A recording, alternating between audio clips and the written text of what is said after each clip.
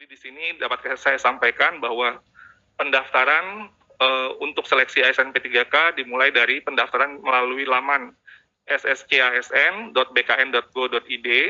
Sesudah itu, yang tadi pertanyaan terkait dengan NIK, bahwa NIK itu adalah cara kita untuk mengidentifikasi nomor yang bersangkutan benar orang tersebut dan juga sesuai dengan data yang ada NIK di Dapodik. Nah, beberapa masalah terjadi ketika NIK di Dukcapil itu tidak sama dengan NIK di Dapodik. Itu bisa dua kemungkinannya, mungkin yang di Dukcapil ada kekeliruan atau mungkin yang di Dapodik ada kekeliruan. Jika itu terjadi, maka jika data yang keliru itu di Dukcapil, maka dapat dilakukan perbaikan data melalui call center Halo Dukcapil 15537 atau melapor ke Dinas Dukcapil setempat. Jika perubahan itu perlu dilakukan, ini dapat saya sampaikan bahwa pendaftaran untuk seleksi ASN P3K dimulai dari pendaftaran melalui laman sskasn.bkn.go.id.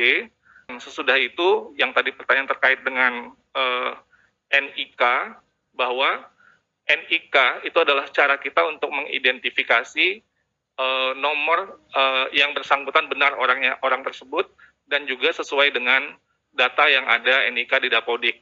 Nah, beberapa masalah terjadi ketika NIK di Dukcapil itu tidak sama dengan NIK di Dapodik.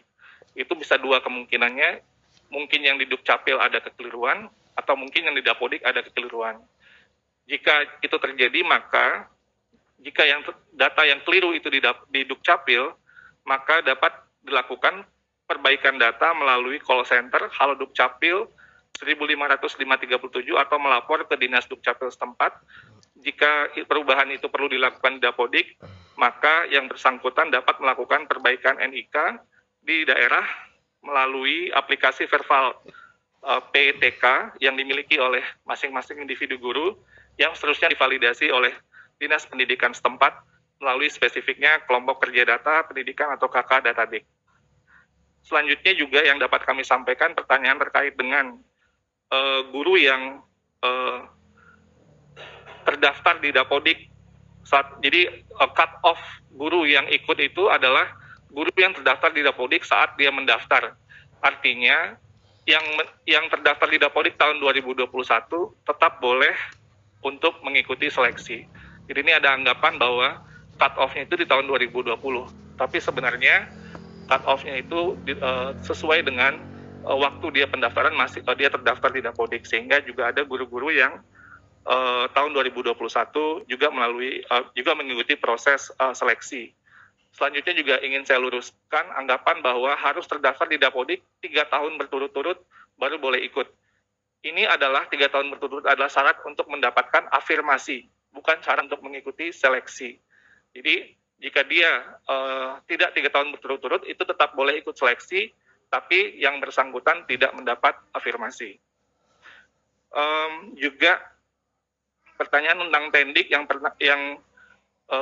ikut seleksi, kita perlu memahami bahwa konteks guru honorer ini adalah guru ketika yang dibutuhkan ketika sekolah tidak mendapatkan pengganti guru yang pensiun.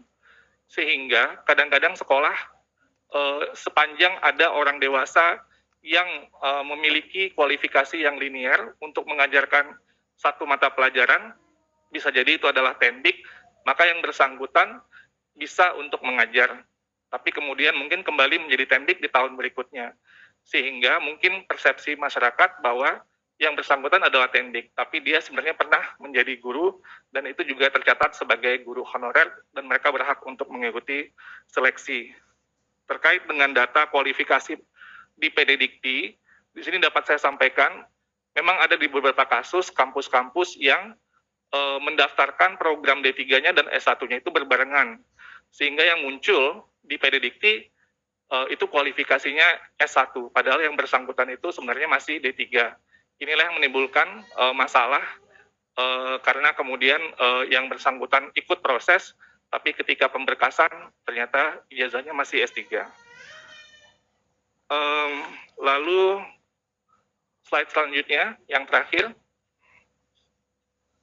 ini juga sudah kami sampaikan sebelumnya, hanya untuk menguatkan bahwa pada saat ini Panselnas sedang menyusun draft mekanisme rekrutmen guru ASN P3K tahun 2022, di mana di sini kita akan melakukan sebuah penyempurnaan supaya untuk bisa menyelesaikan masalah-masalah yang timbul di tahun 2021 sebelumnya, sehingga bisa lebih baik pada tahun ini.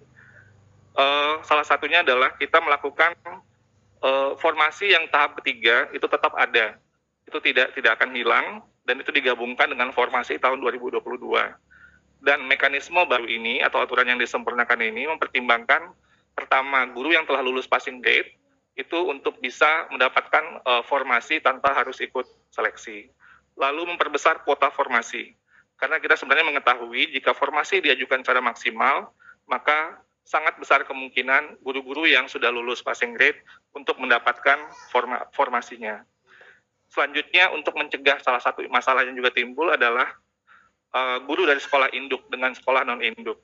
Ini kita ingin mencegah terjadinya pergeseran antar guru di sekolah induk yang lebih banyak lagi. Dan yang terakhir, mempercepat penuntasan pemenuhan 1 juta guru ASN P3K. Mungkin sekian dulu dari saya, Bu Pimpinan. Terima kasih atas kesempatannya. Wassalamualaikum warahmatullahi wabarakatuh.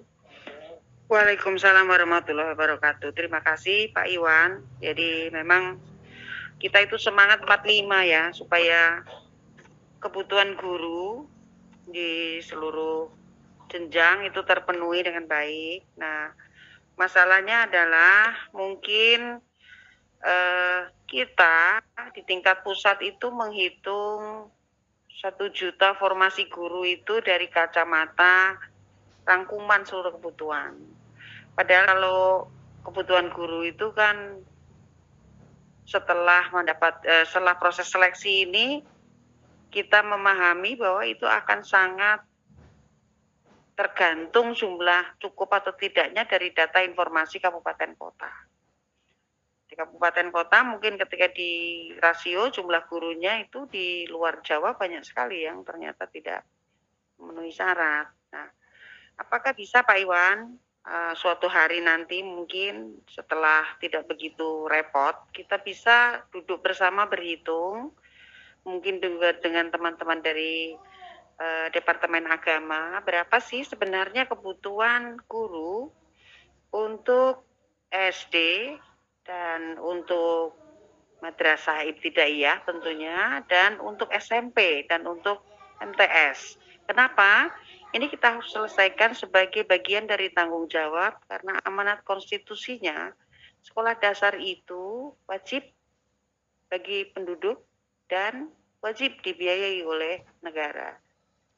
Hal ini yang mungkin menjadi prioritas utama dari 20% alokasi anggaran pendidikan. Yang lain-lainnya boleh dikurang-kurangi, terutama adalah yang pada saat ini berada di kementerian lembaga yang lain.